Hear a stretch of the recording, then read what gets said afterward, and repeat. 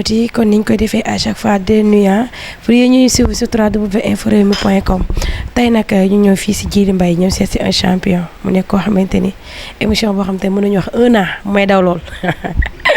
mais nag luñ naan rek peut-être dafa jotul woon tey ñu ñëw seet si ko ndax ku ko gis tey image am di nga xam mbër la mu nekk koo xamante ni bëri na benn défaite la am. mu nekk xale boo xamante ni macha allah nekk écurie Fass te bu ñu nee Maodo nag seen xel dem ci Gris Bordeaux ñaan ko Gris 2 tey moom lañ seet si fas yéene waxtaan moom ci làmb ak saison passée nu mu ko dundee Gris 2 ñu ngi lay nuyu. waaw maa ngi lay fay Fatma Dia di nuyu téléspectateur Rewmi Info yëpp di nuyu Sénégal yëpp waaw di sant yàlla bu baax di julli ci yonente bi sallallahu alayhi wa sallam sant sunu ñaari waajur sant sunu Serigne Seydi Aboubacar Sy radiyallahu anhu di ziar ñëpp ci gàmmu gi ñu jógee di ziar njabootu Seydi Hadj Malick yëpp di ziar njabootu Cheikhul Khadim ak bépp kilifa diine bu nekk ci réew mi. ak may sànni xeer nag naan kii bi dafa yàgg émission bi mais yow xam nga dafa la xaw a rus moo tax bëgguma def ak yow bagage yi quoi mais kontaan nañ trop ci jàkkaarloo bi. waaye gis nga moom moo nuyoo noonu ñaan ko Gris 2 dañuy tàbb ci li nga xamante ni moom mooy ci waxtaan bi tey Gris 2 tey soo ma doon wax kan mooy Gris 2 ndax ñëpp xam nañ Gris 2 mais pour une première fois Infos Rewmi ñëw seet si la tey boo ma doon wax Gris 2 en face am yëpp fu mu ko defee nga résumé ñu ko. waaw Gris 2 la xale la bu juddoo Médina rue 19 angle 24 xam nga Cëriñ papam doon ilimaanu juma Cëriñ doon ilimaan tamit ci juma El Mansour Grand Dakar doon muqaddam ci tariqa Cheikh Ahmadou Tidiane yàlla dogal bañ juddoo jàng nañ tuuti école Gibraltar 2 di nuyu waa Médina centenaire Gibraltar yëpp ñu jugee fa dem Saint-Louis yaakaar naa à l'âge de 9 ans 8 ans ñu dem Saint-Louis jàng fa alquran yàgg fa def ba benn 8 ans encore ba yàlla dogal ñu pare suñu àllo ñëw ñibbisi yàlla def ñu mbër ñu nekk topp suñu ginnaaw mag Gris Bordeaux waaw loolu mooy Gris 2 en résumé quoi. en résumé loolu mooy Gris 2 wax nga ko jaar nga daara mais en général dañuy gis ni ñi jaar daara suñ ñëwee am na feneen fi ñu war a mën a nekk ndax nga ko sa papa Elimane la sa mag bien vrai que mi ngi nekk ci milieu lamb mais lamb nañ la ñëwee si yow ba nga jugee daara avant ba nga jugee daara lan nga defoon avant lu lamb. waaw ñun moom bañ nekkee daara ja moom. bañ nekkee daara ja damay dem daara des fois bu ma demee daara ja ma ne sama sëriñ Zeynou Abidine ma ne ko bu ma nekkee mbër yow yaa ma ko def waaw parce que yaa doon wax naan sa waajur bu góor dala daan wax naan loo buggul mu am rek bul ko di wax si gémmiñ te moom daf ma doon xasee lu bëri ngay mel ni mbëru làmb bu ma defoon bêtise wala dara nii yooyu la ma daan xasee te du nekkul woon lu ñu neex xalaatuñ ko woon sax mais bañ ñëwee fii kon li ñu wax rek ñu ma nekkaloon daara ja ëppoon nañ mat nañ 1000 mais tey jii nii du ñëpp a dem continuer nekk sëriñu daara wala nekk ilimaan ñii ñu ngi étranger partout dans le monde ñu ngi fa ñii ay commerçant lañu am na ñu si nekk sëriñu daara am na ñu si nekk ay kilifa ku ci nekk rek ak yàlla trans yoon bi mu la orienté waaw daara nag buñ fa demee comme armée la rek wala dara buñ fa demee benn formation la boo xamante ne yow mi ko def dina la topp à vie pour yow nga koy utiliser te loolu ñun gis nañ ne liñ fa wuti woon yëpp réccuwuñ ci dara wax dëgg fa yàlla te jàpp ñu ne tamit yàlla daf ñoo dévier wala dara waaw fi ñu orienté nii daal gis nañ ci suñu bopp parce que ñu ngi koy dund nice quoi à l'aise daal. da ngaa jógee daara rek ñëw entamé lamb. non ba ma jógee daara institut islamique laa bëggoon inscrire foofu ndax dama fekk sama mag bu jigéen. di jàngale alxuraan nafi di jàngale alxuraan sanc ba ma ñëw mu ne ma daara ji yow laa ko fi bàyyi loon yow yaa taxoon ma koy téye ndax man jigéen laa damay sëy te yaa war a gérer daara jeeg affaire yooyu xam nga ma ne ma commencé di ba man ak moom ñu ma fay jàngale doo toog tuuti rek affaire yooyu Gris la ba muy préparé yaakaar naa Yékini ci laa commencé woon di dem di ko gunge quoi di ko gunge affaire yooyu quoi. gars yi nag ñëw buñ fa nekkee dañ daan entraîné ma toog foofu buñ demee surtout Balla Diouf dégg naa ko sax mu koy wax ci benn émission moomu ci gënoon sonal ñun dañuy entraîné ba dee xoolal ni yow doo entraîné xoolal ni nga toll da ngay jug force waaw dañ ma doon sonal da ngay jug force ba ma commencé des fois ma foog ñoom bu ñuy contact kenn mënulu ma ci dara kenn mënu ma ci yëngal boobu xam naa njaxasu daara jeeg affaire yooyu gars yi nag commencé di ma ko forcer ma ciy fo di ci fo affaire yooyu noonu ba affaire bi ñëw Boy Naar tamit joué ci rôle bu am solo parce que premier mbapat bi am Parcelles jour boobu dafa ñëw ne ma da ngay dem indil ma blouson bi ma ne ko dew ma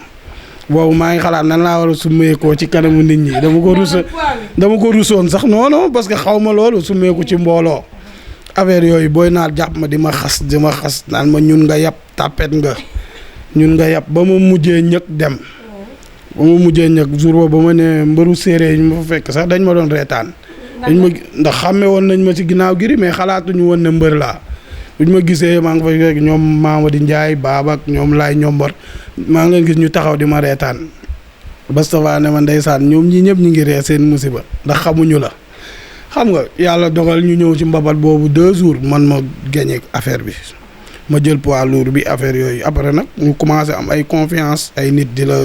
jël seen alal di la ko jox di la encourager di la yóbbu non premier mbapat boobu laa laal après c'est ça ma amaat beneen mbapat terrain unité 20 fële ma bëriwaat fa beneen rek après ci laa dugg arène. mais kon li nga bëree mbapat bariwul. non deux combats yooyu laa laal premier jour bi tournoi la woon beneen bi combat la woon après si saa si ñu dugg ci arène bi. mais parents yi ba ñu la gisee ngay bëree ñoom amul dara seen relation ak yéen ndax fi nga jógee après nga yoraat daara après nga simmi ko bëgg a bëre loolu ñoom nan lañ ko accueillir. waaw sama yaay moom xam nga ñu man ba may ñëw presque fekk naa suñu waa kër nekk Gris modifié drapeau bi ba pare parce que Gris lañ fekk mu nekk mbër ba kër gi yëpp nekk mbër ndax Gris moom man moom xam naa ne bu ñu sunu parent bi sunu papa bu ciy mer xam naa ne Gris lay gën a mere parce que moom moo njëkk changé couleur bi man damaa ñëw rek xaw a maintenir affaire te xam naa ne fa lay yem quoi. waaw ba ñëwee tamit fokkoon nañ mu nekk famille mbër sama yaay doon na ma wax rek sama Alaaji Malick bii moom na sori làmb ji affaire yooyu noonu moom bugg ko affaire yooyu noonu te moom pour moom yembar la quoi moom xalaatul na sax mën naa dóorante wala ay affaire yooyu ak kersa geeg yooyu mais comme que nag ñun moom lu ñu war a def rek dañ koy def mën nañ lépp quoi waaw ba yàlla daal ndogalam la daal teg na ay kiiwam rek ba def li mu bëgg a def. sa premier combat yaakaar naa woon ak ban année nga dugg ci làmb. waaw man ak jaagar la dafa naa daal ndax man dama ciy juum bu dul ay 2013 14 yooyu daal lay nekk quoi normalement parce que mooy loolu. yaay naan rek Gris Bordeaux bi mu nekkoon combat ba am ampleur parce que am na ñu bari si lañ la découvrir nga ñëw combat boobu noonu nan la demee ak ñaata lañ la fayoon. waaw combat boobu yaakaar naa ay 80,000 la woon affaire yooyu quoi parce que yooyu man du ma ko woon xam quoi dama doon ñëw rek dem dóor affaire yooyu parce que boobu jàppale yi ñu ngi taxaw nit ñi yàkkamti woon nañ ñi ma xamoon daan ñëw entraînement phase di suivre yàkkamti woon nañ sama combat ñu dem tamit bëre ko yàlla def si réussir quoi. ngay bëre di tegle di am ndam ñëpp naan booy bi moom nangam après sa combat ak Ablaye Ndiaye damay sute sa combat ak Ablaye Ndiaye combat boobu noonu lan moo taxoon nga jël ko ak combat boobu ban jànkat nga ci amoon. waaw combat boobu xam nga mbër moom booy def dara rek da ngay gis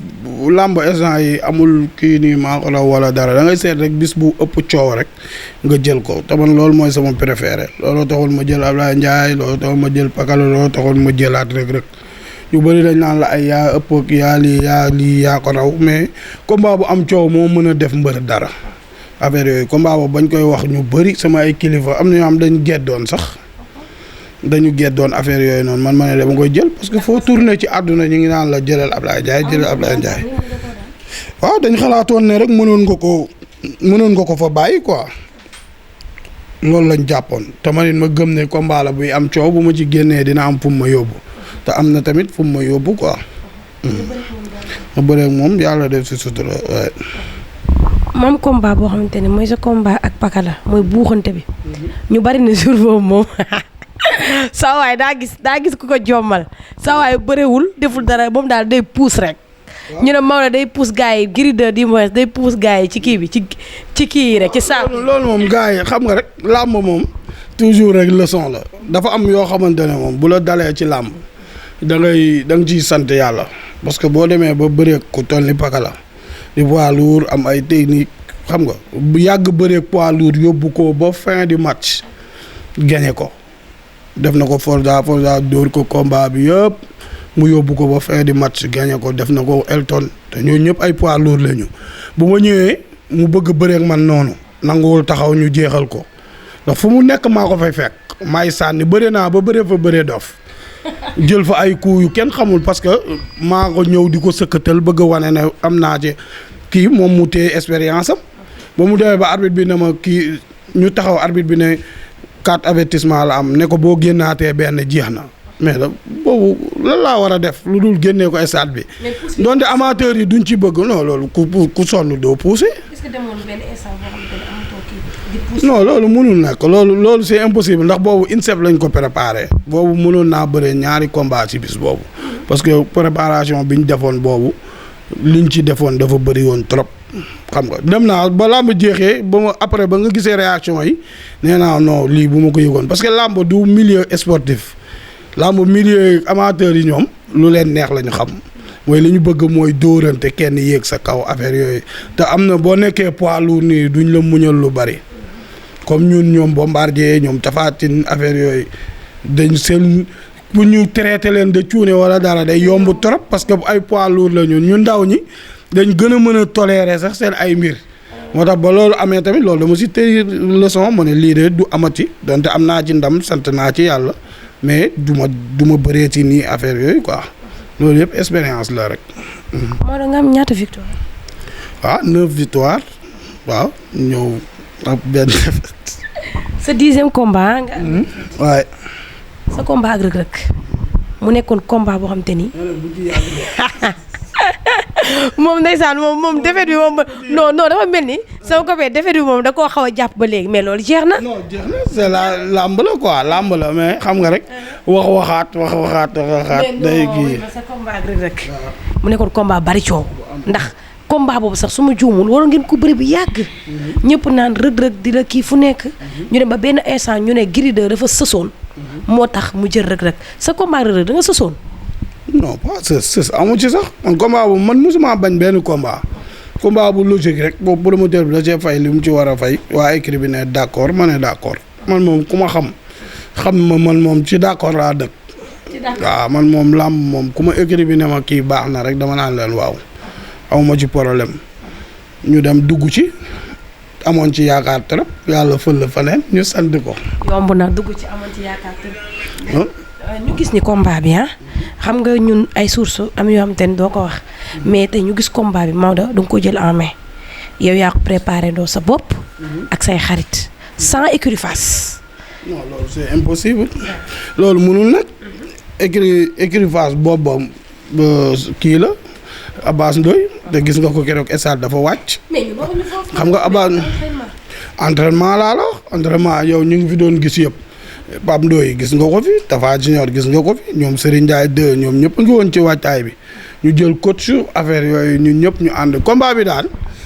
lu nit wax dama ko koy jéggal rek waaye combat bi moom li ma ci def ci wàllum xaalis ci wàllum temps ci wàllum làqatu tëju musuma koo def ci làmb. mais tëju boobu laa def parce que yow da nga daan am combat nañ gaa yëpp kenn ku nekk parti bu nekk gis sa bopp mais nga jël combat bi jël ko. def ko sa biir xol ba defet bi fekk la si. non man loolu dafa man ku ma xam-xam ne relaxement laa xam man làmb ji man ak ñëpp ñoo ko préparé loo amul kenn ku nekk Fass lu dul lenn moo amoon mooy Fass amuñu woon lieu buñ entraîné woon combat bi ñëwaat amul woon date bu normal affaire yi jaxasoo xam nga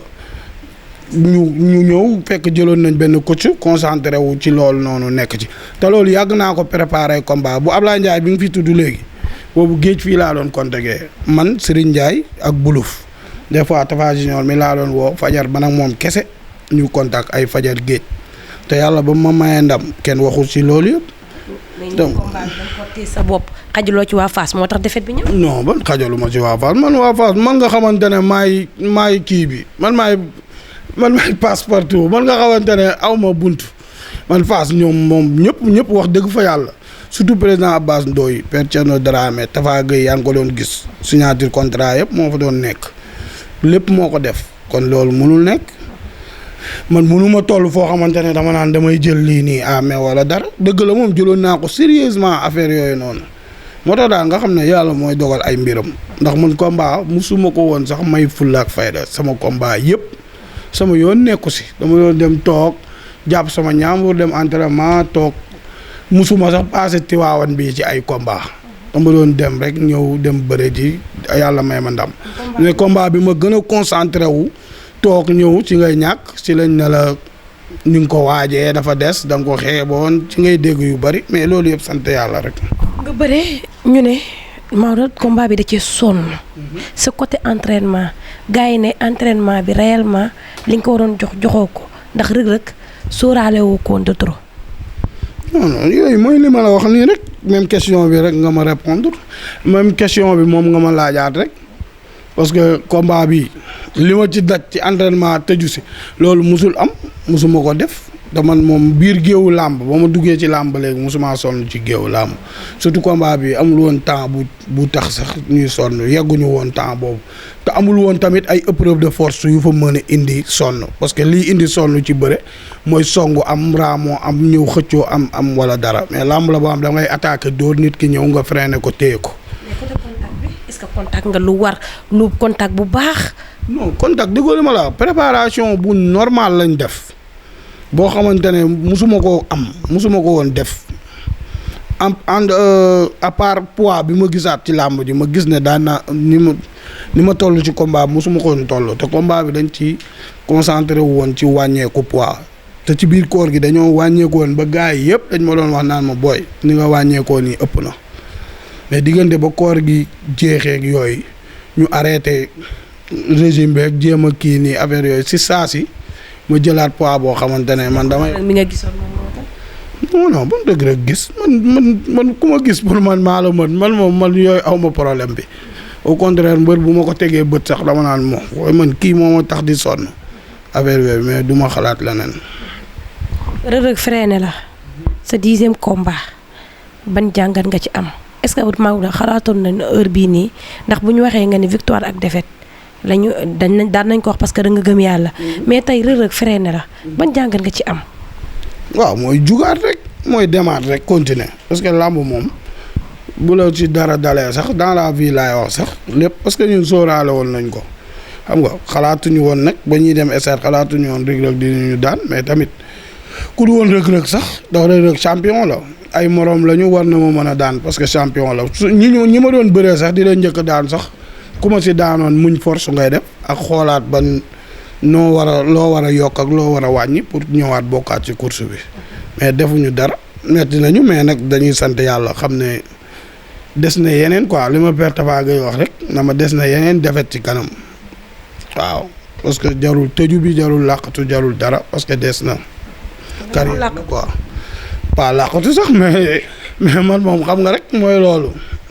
man moom am na yoo xamante ne mooy loolu xaw ma ko quoi.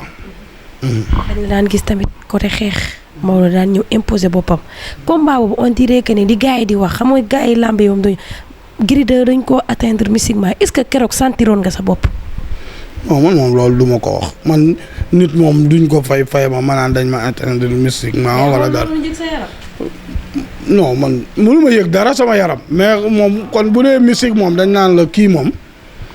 dañ ko pas du ay mystique sax da nga naan kay yow da ngay cuune rek quoi da ngay def yëfu ngaa ko. waaw bëre bi da ngay rester serein dëgg la. waaw mais bëre bi xam nga da nga daan xeex attaqué mais. waaw xadar bi moom dafa dem carrément dafa géey quoi man même bu ma seetaanee affaire bi man dama naan non lii moom. mais kon mystique am mënuma ko sax xool quoi. mystique am fa kon. non ndakate kon man ñi ma doon daan noonu la doon demee ndakate ñoom dañ doon géey rek man ma daal leen def sama. ni nga géey xam nga yow dama daan bëre lamb ci saf xorom nga gis kii rek ne kii tey moom jour ñu dóorante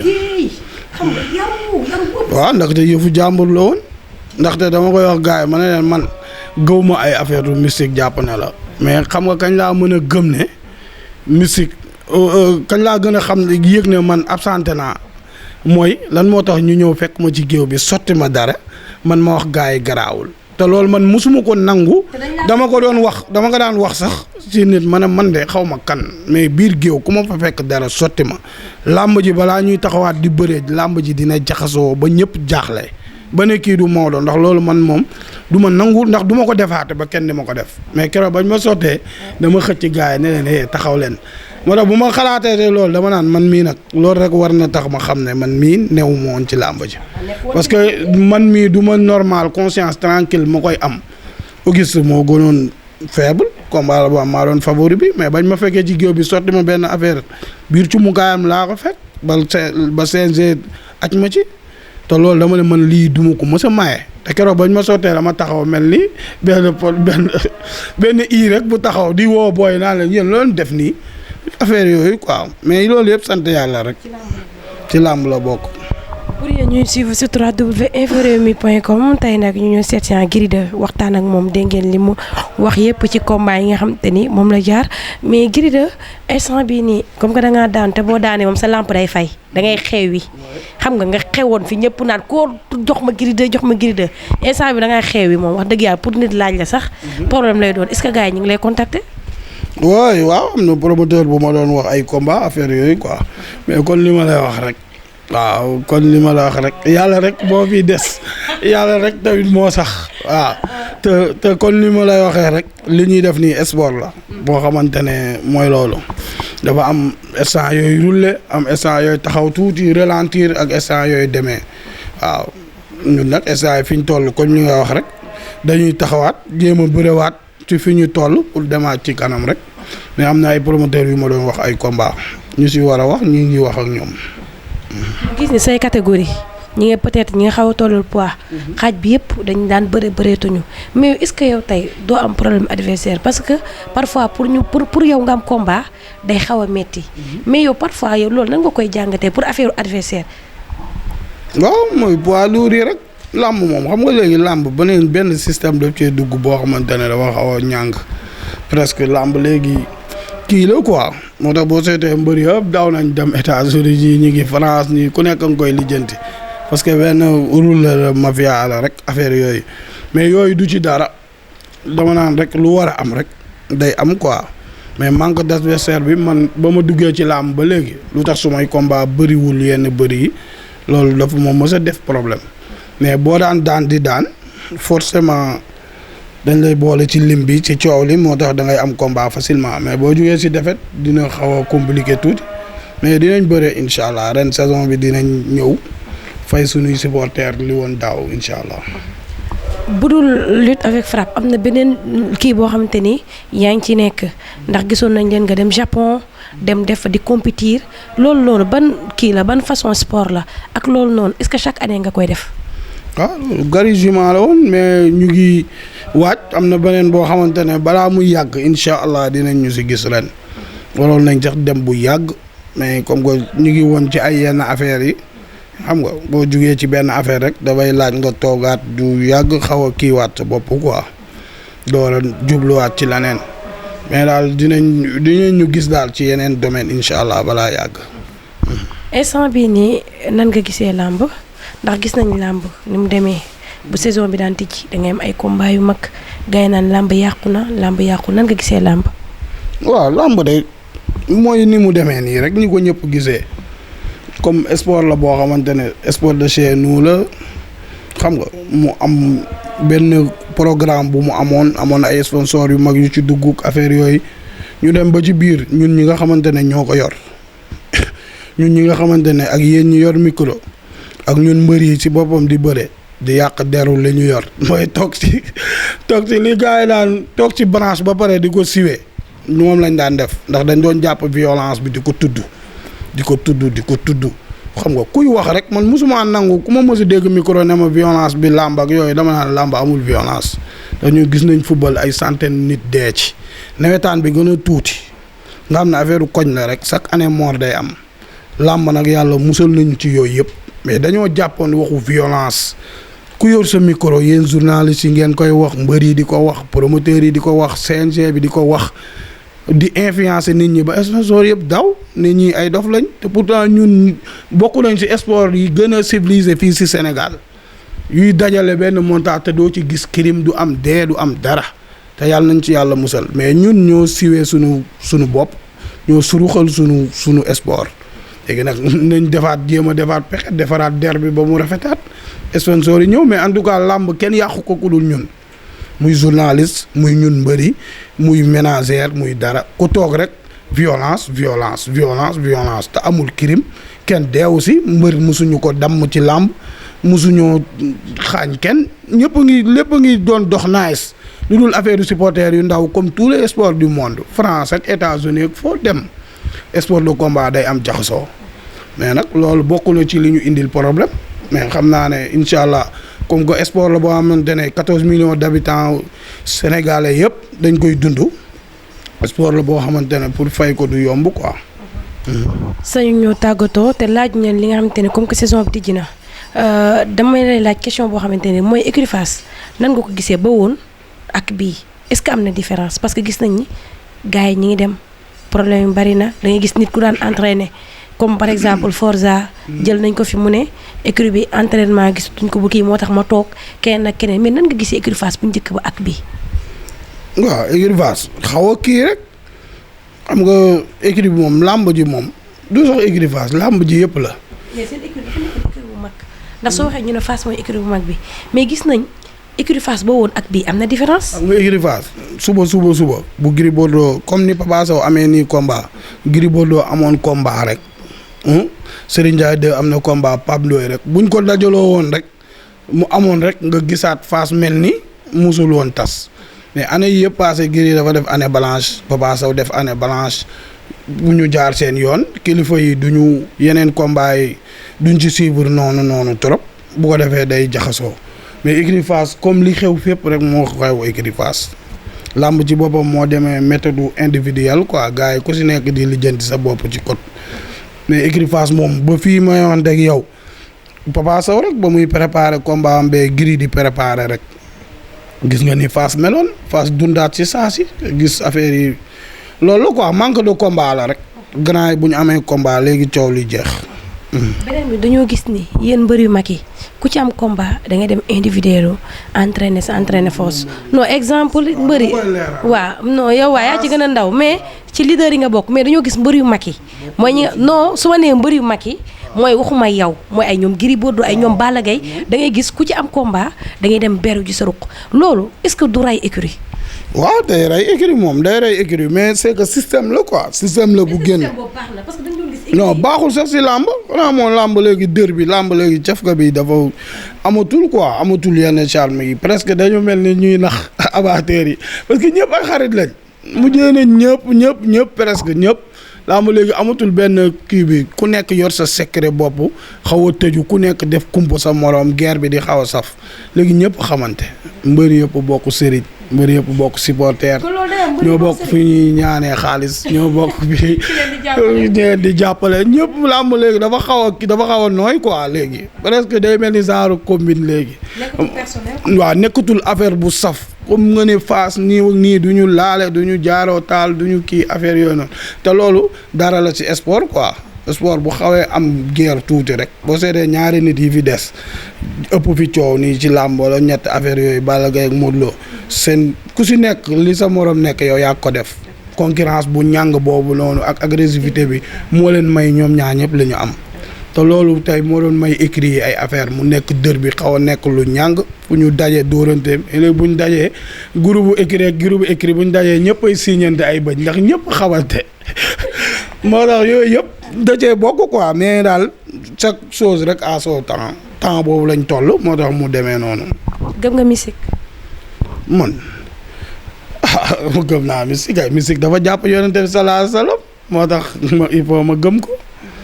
waaw ay aynul xaq sax bu dul dara sax ba dëgg la làmmiñ dëgg la waaw musique moom lu existe la alxuraan dafa am sirru dafa am tamit. mës ngaa daan mbër ci musiquement ko tey mbër mi nga daan ko ne tey moom kii moom dama ko atteindre musiquement mës naa am say combat. non man yooyu nag man du ma ko seetloo wax dëgg fa yàlla pour xool nii mbër ndax jàpp naa ko ci mystique wala jàpp ma ko ci mystique waaye daal en tout cas daan naa bëri combat yu bëri yoo xamante ne daan naa gis ni may daanee gisee ko noonu moom yàlla dama ci dimbali lu bëri sax presque sama combat yëpp. sa relation ak Gris Bordeaux sa mag sa idole yéen ñaar seen relation. waaw taalibeeg sëriñ rek mooy taalibeeg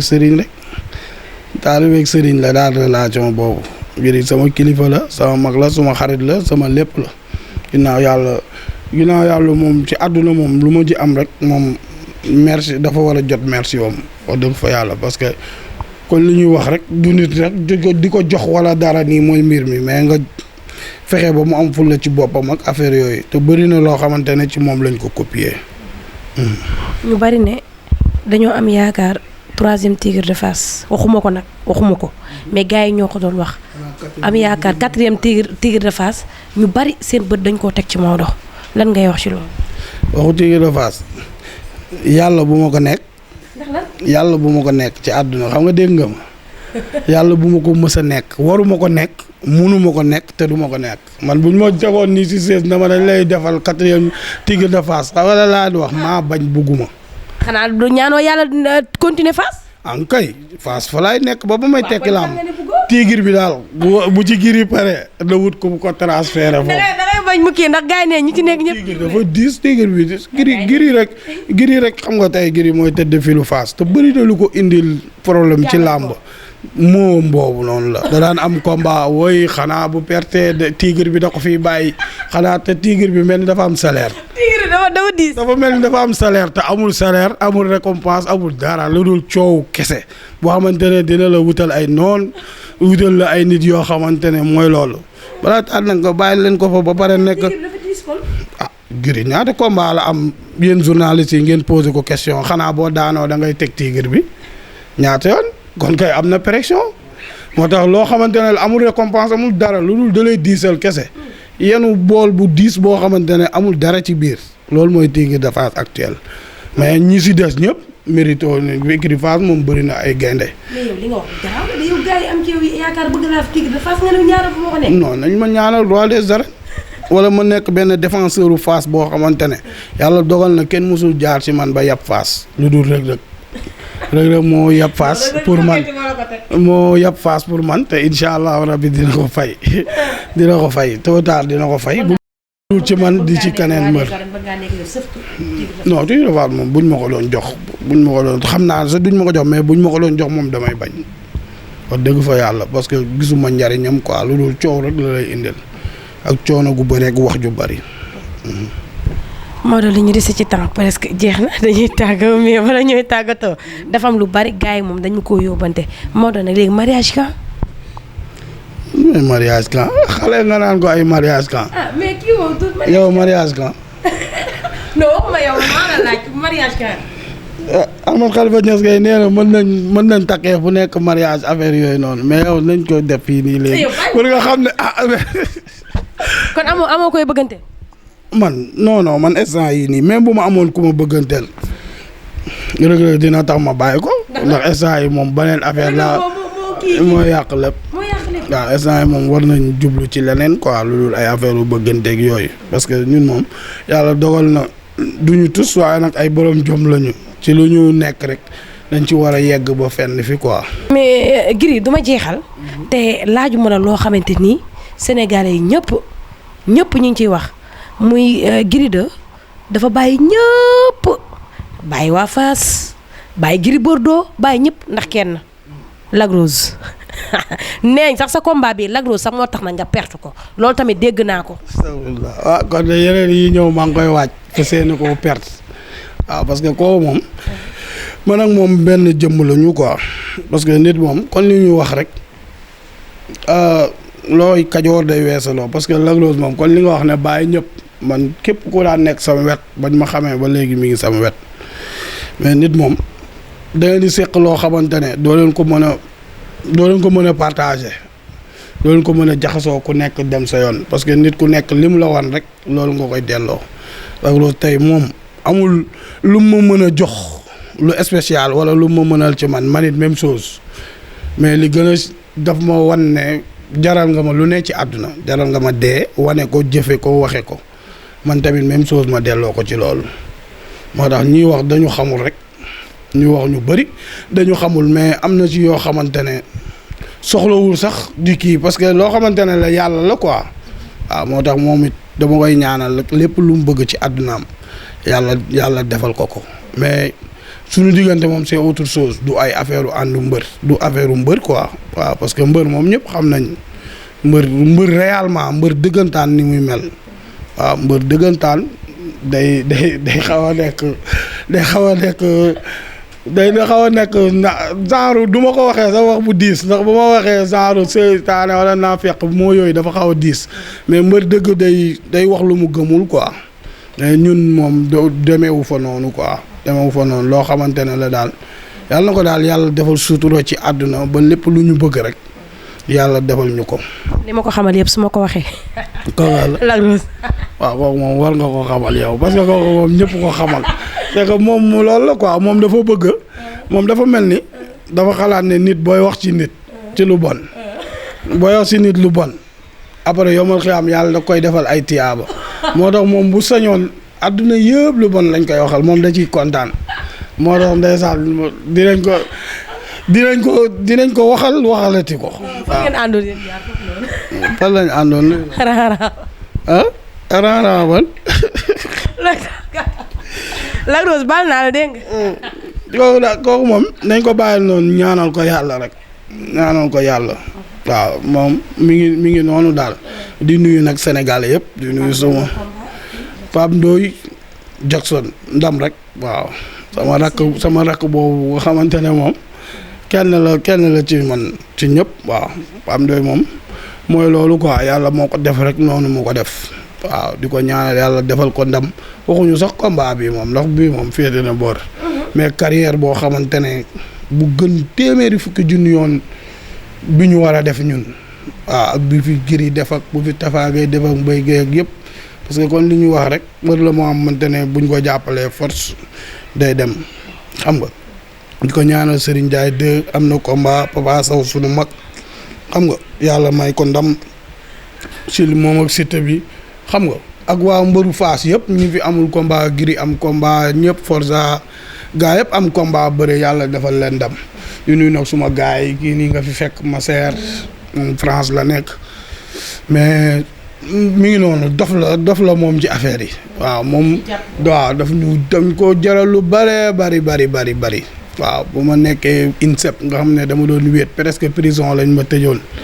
moo doon ñëw chaque jour mu taal otoom ñëw indi lu ne ci àdduna doo doon teg ñi nekkoon foofu di nettoyer chambre yi wala dara sax xam naa dañ naan waa ji est-ce que du milliardaire parce que dañuy ñëw pour nettoyer sama chambre ma ne leen jël leen jus yooyu wala jël leen fruits yooyu ñu koy jël di dem affaire yooyu te moom moo fa doon indi lépp la fa doon indi xam nga di ko gërëm bu baax a baax te woon la dëkk xam nga di taalibe sëñ Bamba nag boo xamante ne mi ngi nii xel comme lay waaj a dem xam nga di ko ziar Tafa Junior bi fi fekk fii moom li ma wax ci Lac Rose rek même chose laa koy delloo man ak moom du tey dafa yàgg quoi waaw dafa doon am na façon nit yoo xamante ne da ngay gis naturel xam nga ñun ay taalibe lañu groupe lu mu bëri di nga gis naturel boo xamante ne ci nit dama moom àdduna dama ko ndoxeel ba mu ndox kenn mënul fexe ba àdduna ma faral ko wala ma difficile ko man na yomb rek na ñëpp am jàmm ñëpp di siiñ ñëpp di ree xam nga dara bañ a nekk ci ginnaaw dara man loolu laa xam te ñoom loolu la ñuy dund quoi maa ngi koy nuyu moom bu baax a baax moom it ku ma jàppale la ci lépp nag du combat bii rek wala dara sama carrière yëpp daf cee participer quoi heure bu ma ne ko cee kar lu ma ci bëgg loolu lay def xam nga di nuyu ñëpp di ñaanal sama yaay gudd fan ak wér Patrice Hébert hôtel Arc-en-Ciel xam nga gaa yëpp maa ngi leen di nuyu bu baax waa Médina di wax supporters yi ñu xaar ñu. non moom kay gain léppay am. incha allah di nuyu sa caméraman bi di la nuyu yow taalibe sëñ Babacar bi sama xarit. sama xarit nga sama rakk nga sama jigéen nga waaw di la ñaanal li ngay def ni yàlla yóbbu la ci fu sori waaw info réew mi sa caméraman bi quoi mi ngi nelaw waaw mooy maa ngi koy ñaanal li muy def yàlla yeggal ko ci fu kawe jaajëf ok